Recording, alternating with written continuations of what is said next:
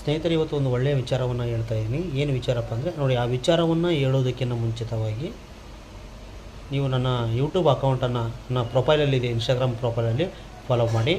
ಮತ್ತು ಏನು ವಿಚಾರ ಅಂತ ಹೇಳಿದ್ರೆ, ನೋಡಿ, ನೀವು ರಾಯರಿಗೆ ಈ ಸೇವೆಯನ್ನು ಮಾಡಿ ನೋಡಿ, ನಿಮ್ಮ ಸಕಲ ಒಂದು ಏನೋ ಒಂದು ಕಷ್ಟಗಳು ಏನಾಗ್ತವೆ ಎಲ್ಲವೂ ಪರಿಹಾರ ಆಗ್ತವೆ.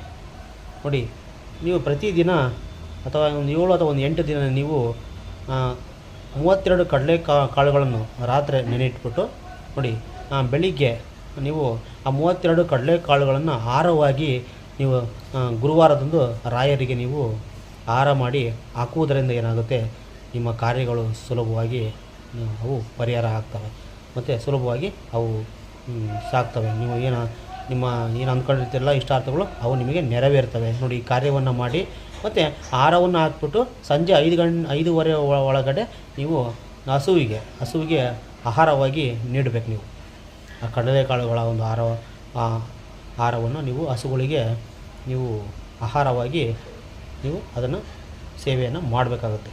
ನೋಡಿ, ಈ ಥರ ನೀವು ಮಾಡೋದ್ರಿಂದ ಏನಾಗುತ್ತೆ, ನಿಮ್ಮ ಒಂದು ಕಷ್ಟಗಳು ಏನಾಗ್ತವೆ ಎಲ್ಲ ಪರಿಹಾರ ಆಗ್ತವೆ. ನೋಡಿ, ನಿಮಗಿನ್ನೂ ಏನಾದರೂ ಒಂದು ಕೇಳಬೇಕು ಅಥವಾ ಅಭಿಪ್ರಾಯ ಏನಾದರೂ ಕೇಳಬೇಕಂತಿದ್ದರೆ ನೀವು ಕಾಮೆಂಟ್ ಬಾಕ್ಸಲ್ಲಿ ಕೇಳ್ಬೋದು. ನಮಸ್ಕಾರ.